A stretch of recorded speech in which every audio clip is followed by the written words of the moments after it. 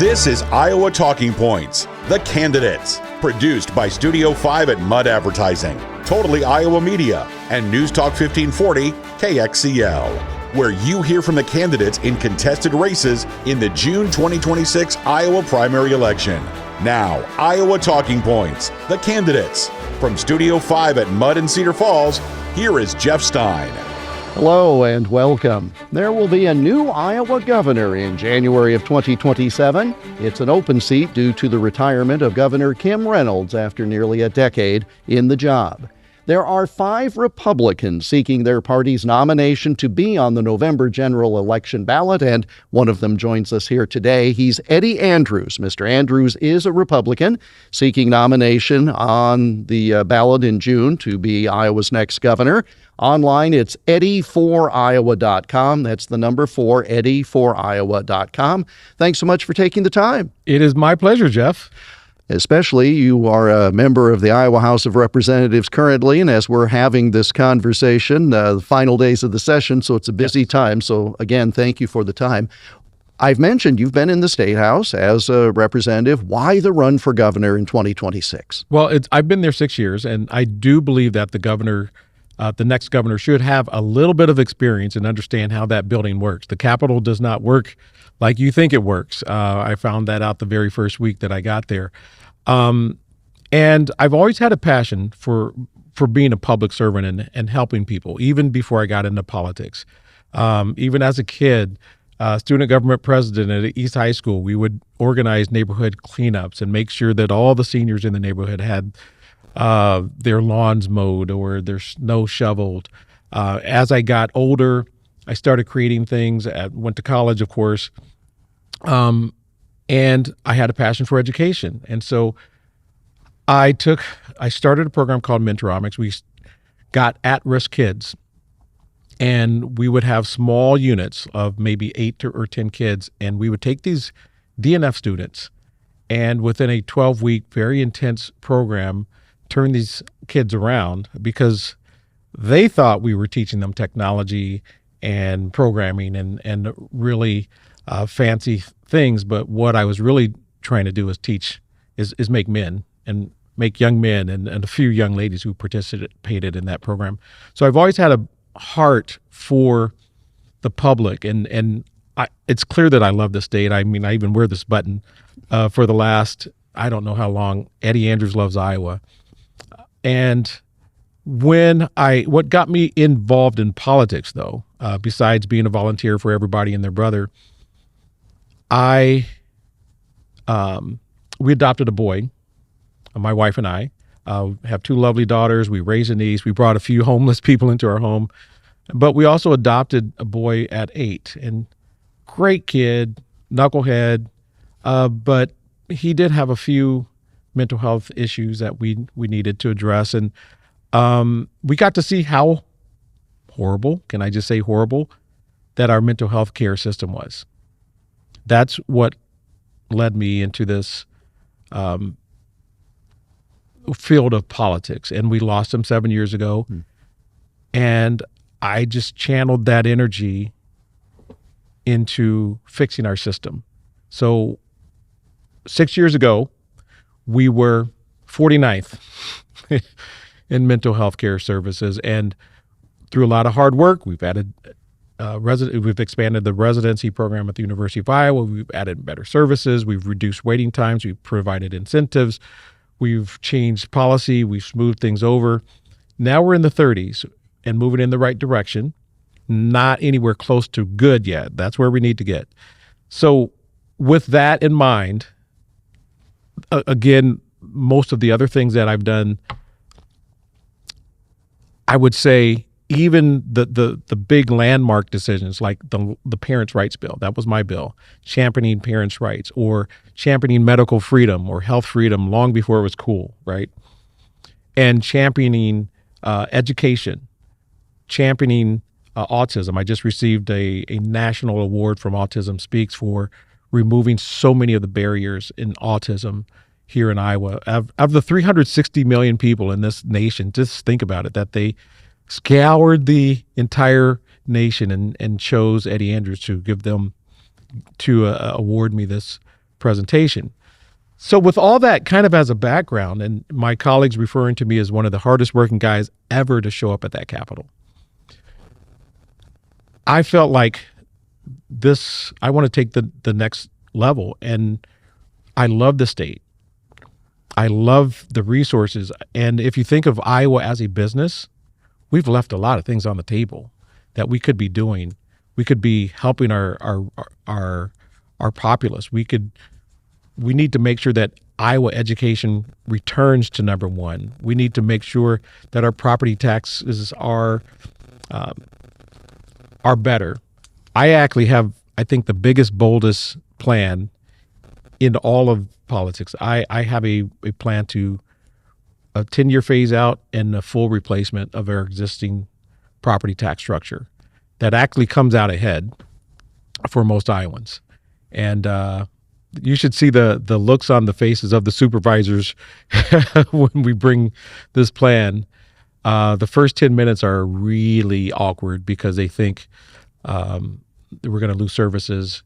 Once they find out that the plan actually works, the last half hour of that conversation tends to go a lot better, and they're really kind of amazed that it does actually work. And so we want to take Iowa to new levels, be the best governor in the history of all governors, and just have a lot of fun and make sure that Iowa is the absolute leader in business, absolute leader in health, absolute leader in education. So if your property tax proposal is you eliminate the property taxes, you phase that out, correct? Yes. How do you replace the revenue for folks in local areas like that? Because again, when we get our property tax statement, there's a whole list of folks who have their hand in my pocket. So they're all still going to need the money. How does your plan address that? Well, first of all, we're just going to have Jeff Stein just pay for everything. Yeah. And then the rest of us, no, seriously, it's a phase out for a reason, because you can't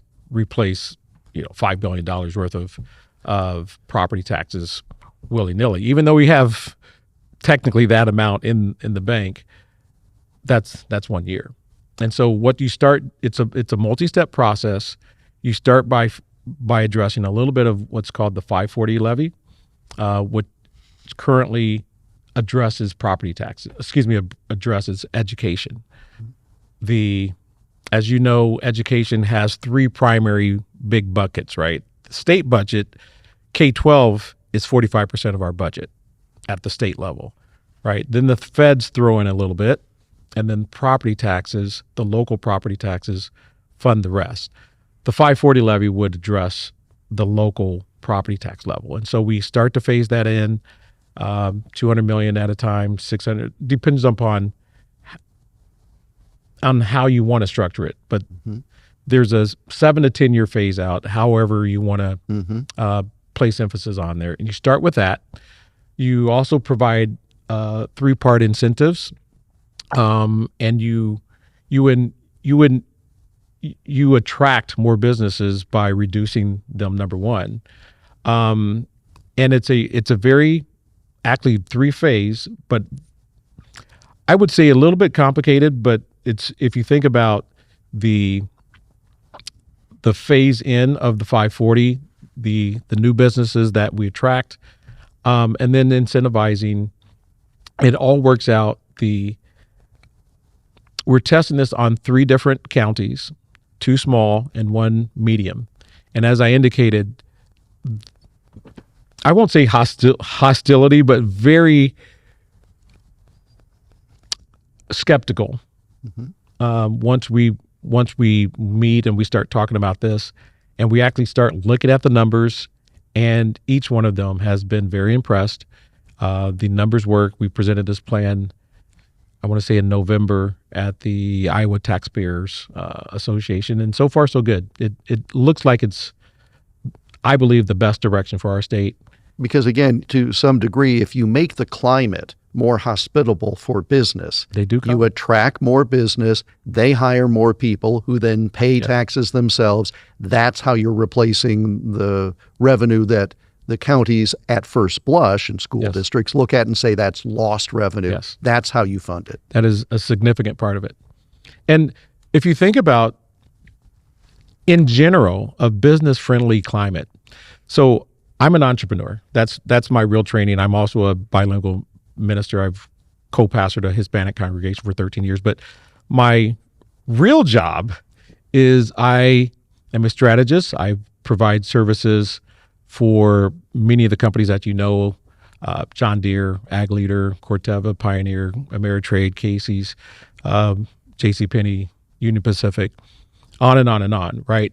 Either working with small or large tech projects or working directly with their SOPs, their standard operating procedures, to make sure that they attract better, more customers or treat their existing customers better, right? And in each one of those cases, if you improve that business, obviously they attract greater sales. And it's the same concept. If you make this business friendly, think about this. Delaware, we all know that Delaware makes it easy to incorporate your business. Like my first 2 or 3 startups, I believe, were incorporated in Delaware. Did you know that that's created $26 billion worth of revenue for that state? I believe they started that program in 1971 or something like that. Mm-hmm. And since that time, it's become known for that. Well, because the laws of the state are friendly, perceived as friendly to corporations. And so folks incorporate there because if you want to take them to court, you have to do it there. You have to follow those rules. What happens if we make Iowa the leading business-friendly state? Not just incorporation, not just portion of that, but what happens if we take our focus and we aim it straightly at education, returning us back to the Iowa model that we had when we were kids, that we abandoned in favor of the national models? No child left behind. Every student succeeds. Common Core. If we focus and return back to the Iowa model, number one, if we focus on the business model and making Iowa the most business-friendly state in the nation, things start to turn around. And it can be done. We've seen evidence. And I gave that example. It was simply a policy change. Well, what happens if we lead that effort? Eddie Andrews is our guest. He is a Republican seeking his party's nomination for governor in the June primary. Much more with Mr. Andrews, and we'll do it after this short break as Iowa Talking Points, the Candidates, continues. All the great news talk programs you love from KXCL on your radio can be with you wherever you go. I'm Todd Starnes. This is Mark Levin. I'm Tim Harwood. Bill O'Reilly here. I'm Kim Commando. Hey, it's Glenn Beck. I'm Jeff Stein. Just download the free KXCL mobile app. You can find us in the App Store or Google Play. Make sure you never miss a second of the conversation. Download the KXCL app today. It's a great way to stay connected to where Iowa comes to talk. One opportunity. Change your career. Mudd Advertising is hiring product specialists. $20 an hour, paid weekly. That's 52 weeks a year plus record-breaking profit sharing. Let me repeat, $20 an hour plus record-breaking profit sharing. But we're just getting started. The best in the business, 401k, company match, gold standard health plans, on-site fitness center, generous paid time off, and so much more. Apply today and don't look back. You're watching Iowa Talking Points, the Candidates. Here again is Jeff Stein. And we continue with Eddie Andrews. Mr. Andrews is a Republican. He's running for governor. EddieForIowa.com is his website. That's the number 4, EddieForIowa.com. In the last segment, you talked a bit about education and wanting to make us number 1 in the nation again. And you had some specifics, and then we took the break, and I want to kind of delve into that a little bit more. There are a lot of forces that like things the way they are because they either know it or they benefit from it. You know, maybe it's folks who have bought a certain curriculum, or they have a union disposition, or they don't like private schools and thinks we should focus on public schools. So how does Governor Andrews get through that to the point that you just mentioned? Oh, this is going to be fun. First of all, we've all heard this in politics. It's about the children. And in this case, it literally is about the children. Mm-hmm. And I've mentioned that for the decades prior to the 1990s, Iowa was not just near the top. We actually led the nation. I can't tell you how many people remember the Iowa test of basic skills who didn't live in Iowa. They lived in Missouri. They lived in Ohio. We used to spend summers as kids in Ohio, and they just thought Iowa kids were the smartest kids in the entire world because they knew that it wasn't just corn and beans that we exported or agriculture or hogs. It was education. We were known for education. And we abandoned that in the 1990s with the No Child Left Behind. That was the first big one. And the term that I use is Iowa model, right? It's just a composite of everything that was a significant part of our education. That included phonics, that included high expectations, that included real math, right? And it included discipline, a certain amount of discipline and order. And once we went to the national models, we abandoned all those. In many cases, in a number of districts in Iowa, we abandoned phonics. How can you abandon the single best tool and method for reading? And guess what? We went from being number 1, 2, or 3 every single year to 21, 22, 23 every year. And you know how I know we can get back there? Because the opposite is also true. Mississippi, and Louisiana, Louisiana used to be the laughingstock in education, 49th and 50th. While we were vying for number 1 or 2, they were vying who's going to be 49th because they don't want to be 50th, right? Mm-hmm. And Mississippi reassessed their education and adopted what I call the Iowa model. They restored phonics. They restored regular math. And they went from 49th to 9th in 6 years, right? And it's one thing when you used to be number 1. We should be yelling this from the mountaintops. Like, guys, let's get this act together. Republicans, Democrats, independents, and everyone else. Let's make sure that our kids, it is about the children. Let's make sure that our kids are first rate. A well-educated populace in Iowa means we can do anything. Anything. So you've been in the legislature 6 years. Yes. You've no doubt mentioned this. How is it that it's not taking root? Is it a matter that people are so entrenched? Oh, I'm glad you mentioned that. So first of all, I have been dying to get on the education department. And one of the things I have been helpful on is restoring discipline. The teacher empowerment bill was actually a result of me inviting teachers in and just talking to the legislature. If you think about it, as a legislator, we hear from parents all the time. I can't tell you how many times that seemingly every 10th grade parent called me and every 6th grade parent called me because they would see crazy things on the curriculums like, did you know this is happening? I'm like, I didn't know, but you and apparently 50 other parents have. And so that's when we noted that the curriculum started to change, right? But we'd never heard, and we'd hear from school board candidates or the school board, but we'd never hear from the teachers. So I believe I brought maybe 15 or so teachers just randomly from various parts of Iowa.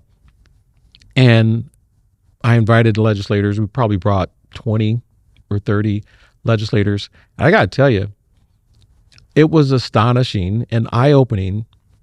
Almost every one of the women specifically mentioned violence. At one point, they had been hit, kicked, or scratched, or I'm like, really? That goes on in our school? And we started talking about, well, what are the remedies for that? And long story short, it ranged from clearing out the entire class for the troubled kid instead of removing the problem to just various, to nothing. happens. And so the teacher empowerment bill would that started the minimum standards of some sort of violence truth table. Like if this happens, at least this must be a response. Each district can strengthen it.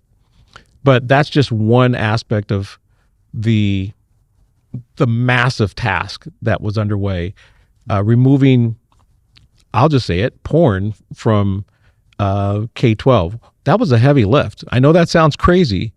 It was a heavy lift just to get it out of K-6 and then eventually out of K-12.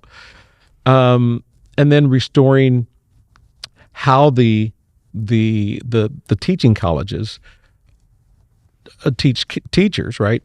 I'll give you one example on why that's critical. In Johnston, my hometown, we moved to phonics. We restored phonics, and it took 12 days, I believe, 12 teacher in-service days to teach the teachers. And because remember, it's been a long time since phonics has been standard in Iowa. I know that shocks a lot of people. And it took 12 teacher in-service days to make sure that all the teachers understood phonics A and how to teach it. And so it can be done. We've been working on a little bit, but now as governor, Eddie Andrews, myself, we can make sure that we have a targeted focus, and it won't take us 6 years like it did Missouri or Mississippi.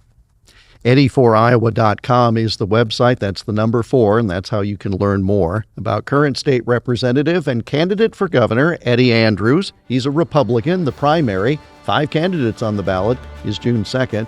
We'll continue with Mr. Andrews as Iowa Talking Points, the candidates, continues in a moment.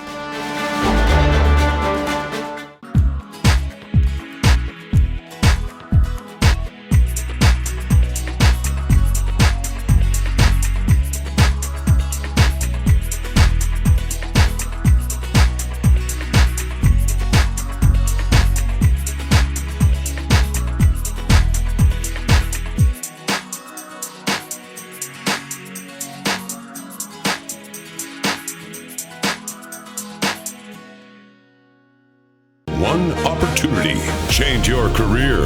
Mudd Advertising is hiring product specialists. $20 an hour, paid weekly. That's 52 weeks a year, plus record-breaking profit sharing. Let me repeat, $20 an hour plus record-breaking profit sharing. But we're just getting started. The best in the business, 401k, company match, gold standard health plans, on-site fitness center, generous paid time off, and so much more. Apply today and don't look back. Watch all the programs in the Iowa Talking Points series online at iowatalkingpoints.com. Iowa Talking Points, the candidates, continues with Jeff Stein. And we continue with Eddie Andrews. Mr. Andrews is a Republican, one of 5 candidates running for his party's nomination for governor in the June 2nd primary. So 5 of you. Yes. Voters are going to have to pick, choose, select. Tell us why Republicans should select Eddie Andrews as opposed to the other 4 on the ballot. So let me just first say, I was just going to joke and just say, just tell them the only name they need to remember is just Eddie Andrews. That guy's amazing. I've known him all my life. But so we do have some good options. It's a good indication of a solid Republican base. Iowa is in a good position nominally. But I think this race is not like the other races. And in other words, I believe the U.S. Senate race is going to be a traditional Republican versus traditional Democrat. I think the Republican wins. I think all 4 of the congressional districts are traditional Republican Democrat. I think the Republican ekes out a victory. Except for District 4, they blow out a victory. But the other 3, I think they eke out a victory. The governor's race is a little different, right? Because you have, it's in my humble opinion, Republican, Democrat, and center. And there's no one else on the Republican side who is better equipped to deal with that. I'm the only Republican who wins currently in a bluish district. your current legislative district. Yes, I'm in my third term. When I first ran in 2020, it was a purple district. I faced an incumbent. I had no money. We were outspent 6-1. I had very little name recognition in that area of the metro. East side of Des Moines, yeah, but not in Johnston and Urbandale. And what happened was we outworked everybody. We had a passion. Our message resonated. The redistricting turned the next election into a bluer district. Neither one of our U.S. senators won in those 6 years, the Republicans, that is. President Trump did not win either one of those races, lost by a lot. Our current Republican Attorney General, I think, lost by 13 points or so in that district. And so even the Trump administration or some of his people said, Eddie, how do you win in that district?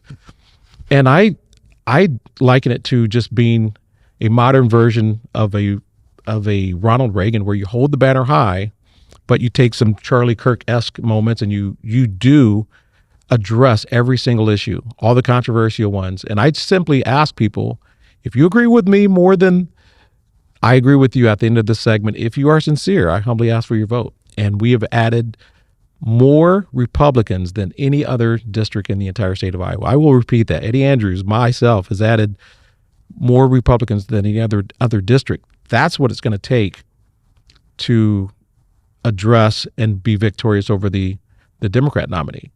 A person who is a conservative, but who can, like Ronald Reagan, bring and attract others to that camp. I'm the only one with those receipts. My own colleagues, I don't know if I mentioned this, but many of them refer to me as the hardest or one of the hardest working legislators currently in the Iowa House. The doorman reminded me that I'm the most visited legislator.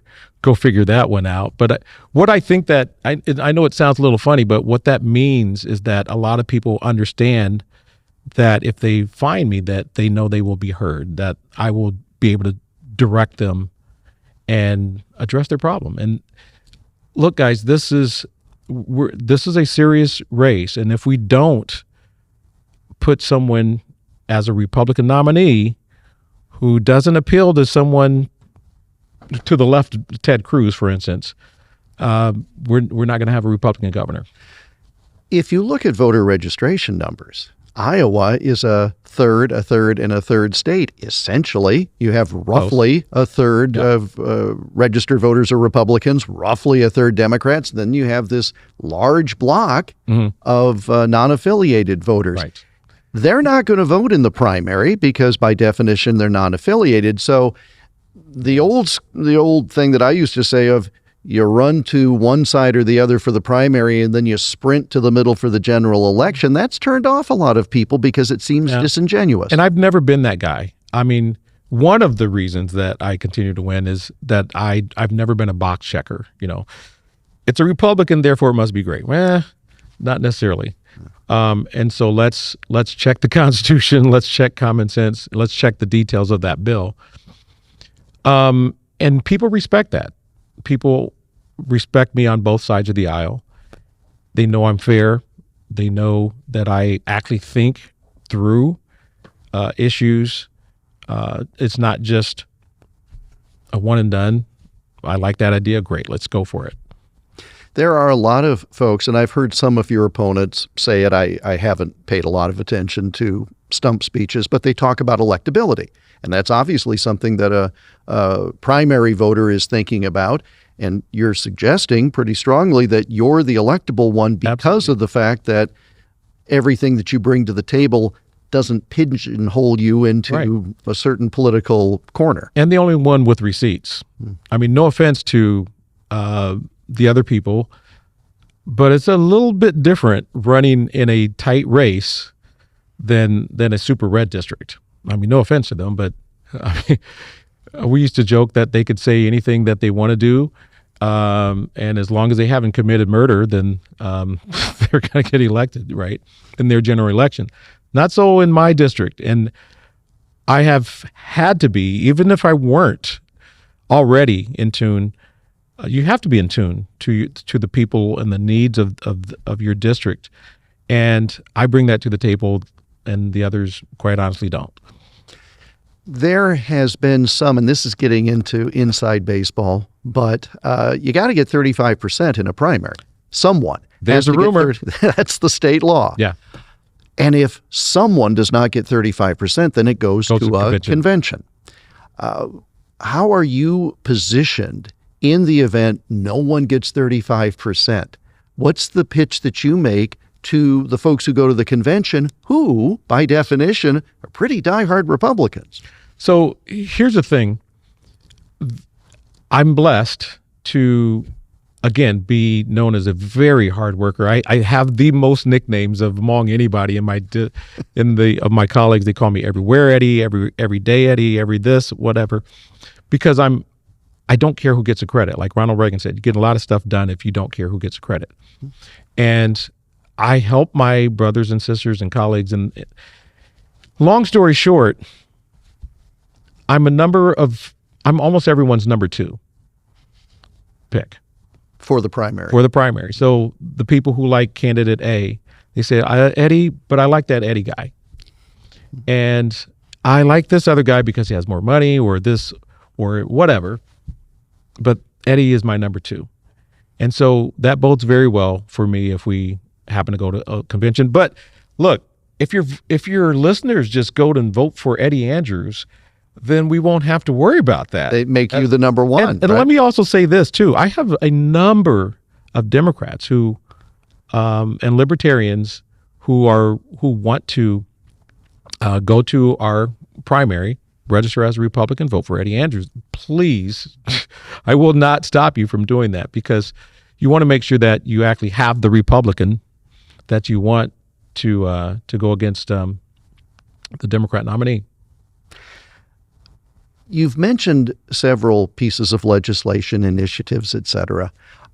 Give me an example of how you've been able to bring people together on an issue where, on the face of it, they didn't seem like they were ever going to get together, or people look at it after the fact and say, had no hope, no thought that on this issue, people in this camp and this camp would get together. How is it that Eddie Andrews brought people together? And I ask that because that might be something helpful for a governor. Sure, absolutely. I'll give you 3 quick ones that come to mind. I mentioned the landmark Parents' Rights Bill. When that was one of my first bills. And by the way, it takes most legislators about 2 years before they actually get their bills passed. I was passing bills within weeks of getting there. And one of them was the Parents' Rights Bill. It started off as a partisan issue. And I talked to one of the representatives at the time, Mary Wolf. We had a conversation. I said, why aren't you guys voting for this? This is the best thing ever, right? And she said, oh, well, there's a little thing. We changed some words. Done. Okay? Went from a partisan bill to unanimous bill in the House, right? Senate, they still need a little work and prayer, but it took them a little bit longer. But eventually it got through. Very popular bill.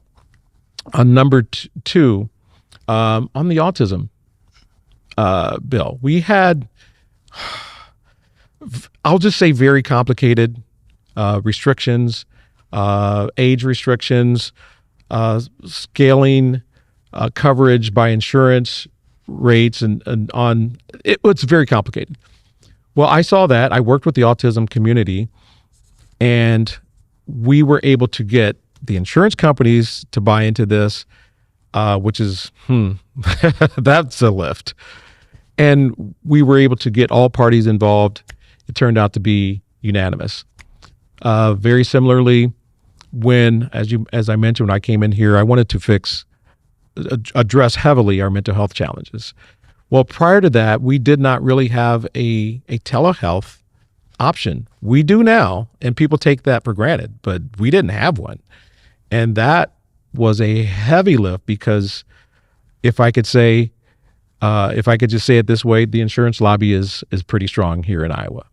And nobody wanted to take on Wellmark and some of the other ones. And I'm like, guys, we're going to do this. We are going to do this. Now, here I am as a freshman, a legislator, telling them that we're going to do this because there are too many people who need assistance. And it took a lot of stiff arming, but we got it done on both sides of the aisle. He's Eddie Andrews. He's a Republican running for governor. Final segment with him as Iowa Talking Points, the candidates, continues in a moment.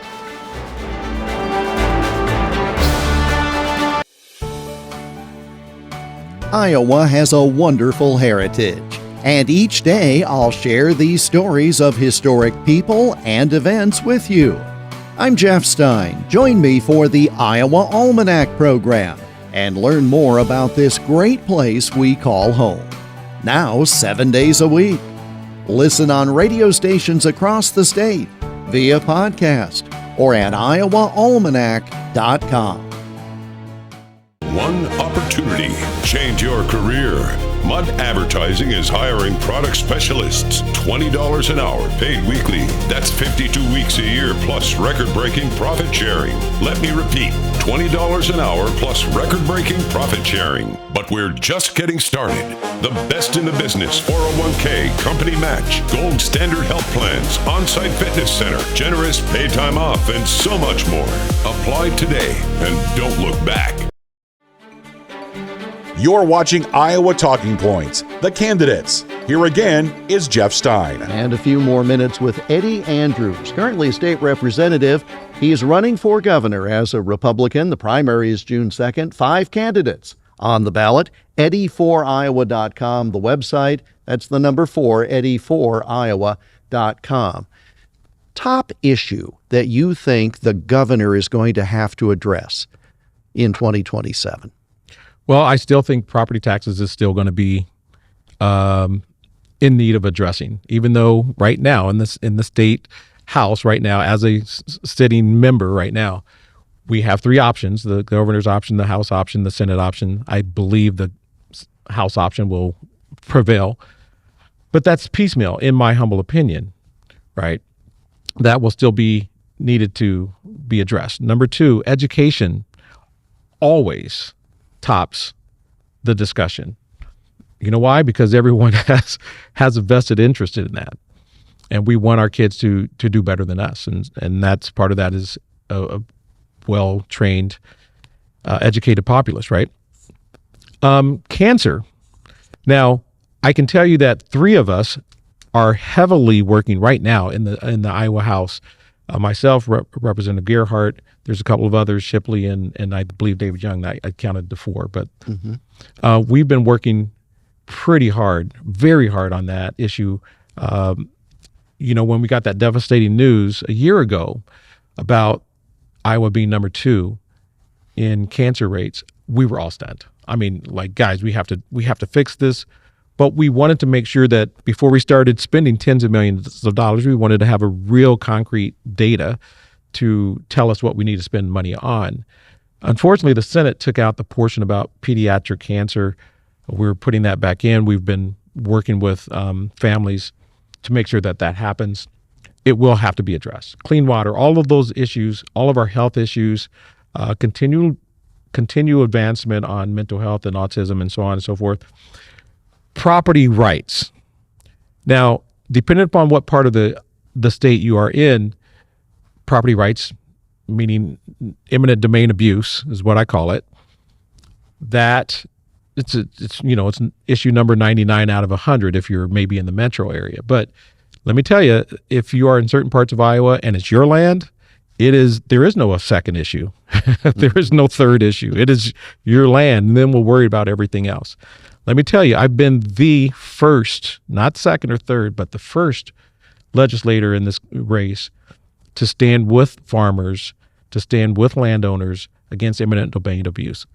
From the day I heard it 5 years ago, I stood with them. I've attended 60 events with the farmers, with the landowners, standing up, encouraging them, and fighting largely with the Senate to protect your property rights. That will have to be decided. I don't think, to be honest, I wish were not true, but I don't think it's going to be fixed this year. I hope, and we're praying and we're still fighting, but I think the next governor will have to address that. And how do you address that then? If you are the governor, leading the conversation, which is probably the role of the governor. Yes. Given the difficulty the chambers have had coming up with a suitable bill, what's your position? Well, number one, leadership in the bully pulpit.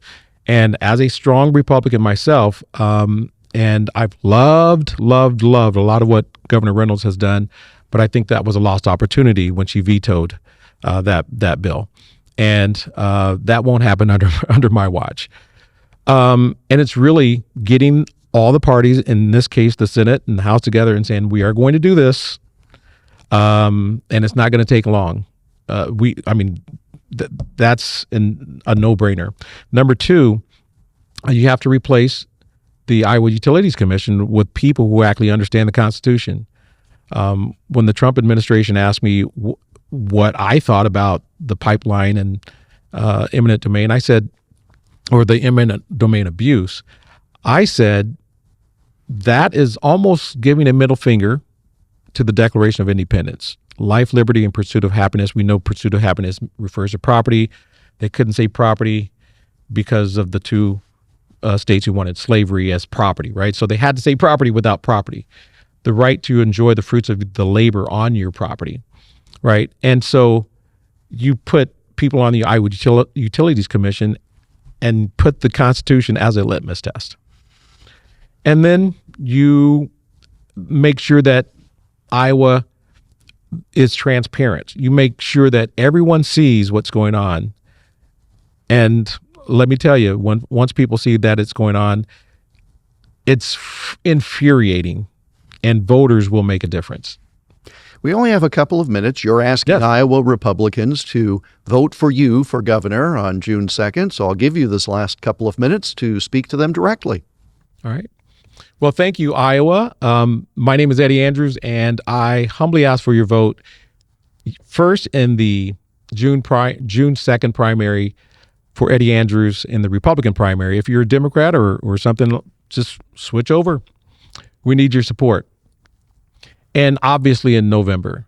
Now, as a person with the most experience in the race, with the most bills passed in this race, many of my colleagues refer to me as the hardest working guy down at the state capitol, or certainly one of them.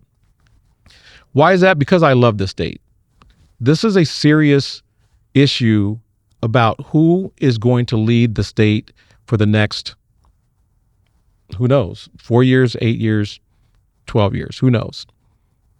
And this will be the first time since 1979 that Governor Branstad did not have a major say, that Kim Reynolds obviously being his protege.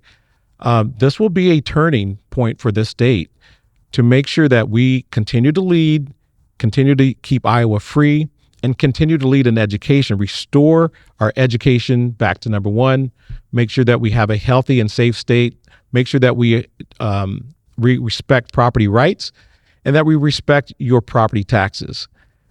And humbly ask for your vote in November and June 2nd for Eddie Andrews. Thank you so very much. Eddie Andrews is a Republican running for governor. It's EddieForIowa.com. That's the number 4, EddieForIowa.com. Thank you so much for taking the time. Been my pleasure. And thank you for watching this edition of Iowa Talking Points, The Candidates. This has been Iowa Talking Points, The Candidates, produced by Studio 5 at Mud Advertising, Totally Iowa Media, and News Talk 1540 KXCL. For more information on this series, go to iowatalkingpoints.com.